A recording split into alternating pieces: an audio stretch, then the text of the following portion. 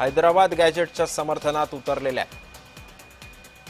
तेव्हा आपण पाहतोय ओबीसी नेत्यांमध्ये सुद्धा आता मतभेद झाल्याचं आपल्याला पाहायला मिळतंय। बबनराव तायवाडे आता हैदराबाद गॅजेटच्या समर्थनार्थ मैदानात उतरले।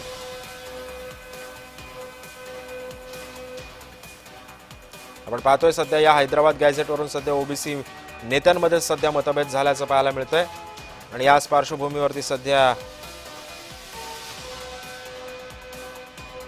ओबीसी नेत्यांमध्ये नाराजी आहे। हे पहा, आम्ही समाधानी आहो।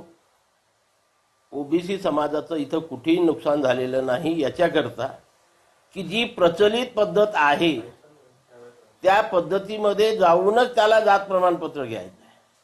मी याच्या आधी सुद्धा आपल्यासमोर वारंवार बोललो आहे, हे काही पहिली वेळ नाही आहे की वडील, आजोबा, पंजोबा, खापर पंजोबा यांच्या महसुली किंवा शैक्षणिक कागदपत्रावर कुणबी मराठ्याची नोंद असेल किंवा जर तशा प्रकारची नाही तर तुमच्या या वंशावळीच्या मध्ये जे काही तुमचे नातेसंबंध आहे त्याच्यातील कुणाकडे तरी जातीचं प्रमाणपत्र असेल तर त्याच्या आधारे तुम्ही जातीचं प्रमाणपत्र क्लेम करू शकता। मुळात हा जी.आर. संविधान विरोधी आहे।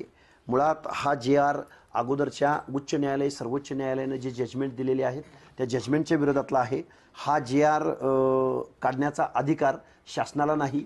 मुळात जी उपसमिती निर्माण केलेली होती त्या समितीनं तटस्थ राहून काही निर्णय घेण्याऐवजी बायस निर्णय घेतलेला आहे आणि मुळात ओबीसी आरक्षण अशा एक्झर्शनद्वारे